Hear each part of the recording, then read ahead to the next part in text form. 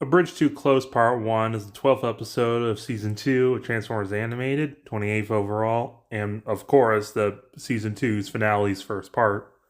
In it, Megatron's trying to get the space bridge working. Shenanigans ensue. The episode begins with Mixmaster and Scrapper finally being initiated into the Decepticons, but first, the Pledge of Allegiance. Scraper report! That's Scrapper, you asshole!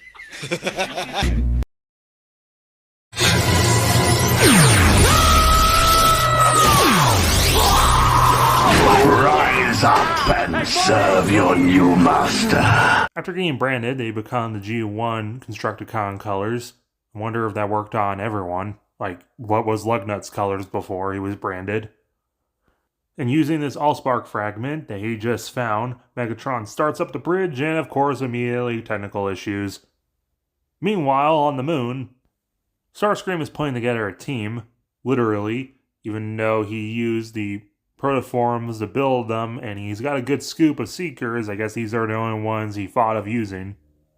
Starscream can hide the Allspark fragment in his nose, and he takes a tiny pebble off of it to create his clones. And this one has boobs. Each of us clones represents one aspect of your personality. Which is why the two Starscream clones acted weird last time we saw Starscream. Which I still think is a very fun and unique way to introduce the Seekers to the series. But also, apparently Starscream blew up 2 pebbles of the Allspark. He's a coward. He's an egomaniac. He's a suck-up. Now, Thundercracker and Skywarp are like the 2 big Seekers after Screamer, and they get repainted every time there is a Starscream toy out.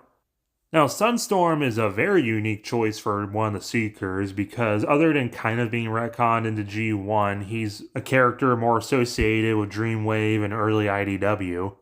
I'm kind of amazed they didn't pick one of the Rainmakers like Acid Storm, especially given that Acid Storm had a Universe figure released normally and Sunstorm never got a Universe Seeker mold. He's a liar! Coneheads were the Seekers that you didn't fold the nose cone back and you just kept them up so they had silly pointy heads. Dirge is kind of the third wheel because he's blue like Thundercracker. I'm more amazed they didn't choose Thrust given that he's got the vertical VTOL fans on his wings. But I like that they went with Ramjet because he is my favorite of the color schemes of the Coneheads. But of course, the most unique member of the Seekers is this one. During the show's production, she was only referred to as female Starscream, but later on she got the name Slipstream in other media, so I'll just call her that. She's most likely based off of G2 Ramjet's color scheme, the perfect Decepticon color scheme. Check him out, all neon blue and Cadbury's purple. Floats the hell out of my boat. She's played by Tara, purposely trying to imitate Tom. Kind of reminds me of her Ashi voice in Samurai Jack. So, which part of me did you come from?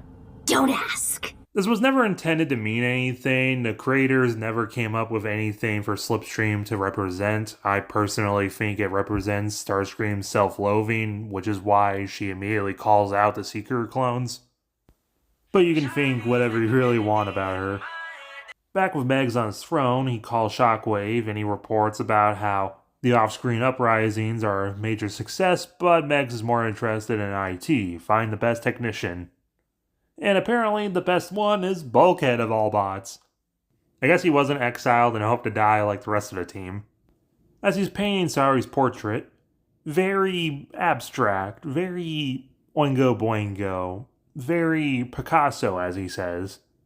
Shockwave checks the back of Bulkhead's toys packaging's tech specs, and apparently, yep, he is the smartest space bridge technician there is. But Miggs doesn't care if he knows his asshole from his elbow, he just wants his thing done. Then after 7 episodes, we see the Blue Racer return, and he sees the conversation. As Bulkhead, like every artist, is getting yelled at by his family to do the art their certain way, resulting in this very tiki Zorn palette portrait. So now we gotta get a new canvas. Well, it took Demolisher and Snowcat all this time just to recruit 2 new assholes, so Megs is gonna do this himself. And he's bringing Sumdac along for the ride. Bulk's feeling the artist burden that he wants to impress, and B just says do what you want to do. Megs breaks this up. Somehow Sari sees Sumdac in a helicopter flying hundreds of feet above her in a red-tinted window. Megs tosses the same blast effect at them. B starts thinking maybe Sumdac is willingly working for Megs. I mean, he did repair him. Megs gives us a over-the-top anime transformation, which is cut short because he's got Sumdac on his chest. But then B ditches Bulk to go deal with the Blue Racer. Alright, Zippy, start talking. Finally revealing that the Blue Racer was in fact Blurr. Played by John Machida Jr., his G1 voice actor, and the man who has the Guinness World Record for fastest talker at 586 words per minute. That record would be eventually beaten in the 90s, but he still appeared in over 500 commercials for Micro Machines and FedEx. And it's still pretty damn impressive. Micro Machine. Each one has dramatic details, terrific trim, precision paint jobs, plus incredible Micro Machine pocket play sets. There's a police station, fire station, restaurant, service station, and more. Perfect pocket portables to take any place. Wonderful, wonderful, wonderful. And in conclusion, Jim, Bill, Bob, Call, Fred, Load, Dork, Ape, and Ted. Business is business, and as we all know, in order to get something done, you gotta do something. In order to do something, we gotta get to work, so let's get to work. Thank you for taking me meeting. Peter, you did a bang-up job. I'm putting you in charge of Pittsburgh. Pittsburgh, perfect. I know it's perfect, Peter. That's why I picked Pittsburgh. Pittsburgh's perfect. Peter, may I call you Pete? Call me Pete. Pete. What about me, Magnus? What about me? I can help. I want to help. What about me? First of all, the name's not Zippy. As a matter of fact, I don't believe I've ever met another bot named Zippy. Someone can only assume that you came up with Zippy in reference to my speed, which may be technically accurate, but lacks a certain creativity. That feels a little too slow for Blurr. More to the point, the name's Blurr. I'm an Autobot intelligence agent sent to this planet by the elite guard to keep an eye on Optimus Prime's crew as well as monitor Decepticon activity. And you, my friend, have just flown a technical surveillance designed to uncover Megatron's plot to conquer Cybertron. Everything was going according to plan, allowing deceptive communication between the Decepticon leader and the unknown double agent. They were in the midst of plotting the industrial unsuspecting Autobot, which now, from the status of the current ground situation, appears to have been successful. Got that so far? So Blurr is an elite guard intelligence officer sent here to spy on Optimus and also look for cons. He didn't tell Team Optimus he was there because plot, and he picked up the transmission of Megatron talking to Shockwave. And his name is not Zippy. So Megatron got Bulkhead and get him to cooperate. He's going to use the headmaster on him that Megs found, I guess. Look at the scene here, the eye is smeared. Megs gets it to work by literally fingering it. And Bulk eventually accepts because Mixmaster and Scrapper still don't remember him. Blurr meets up with the team as Sorry's face is starting to appear.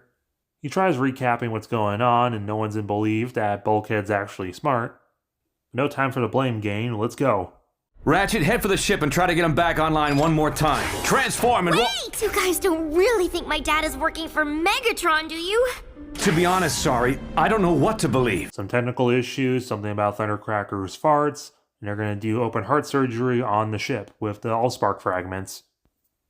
The group makes it to the mines, but they're jumped by Lugwing. But luckily, Blurr has his Sonic, Flash, Cobalt Blue super speed, just like in G1, and he handcuffs the two.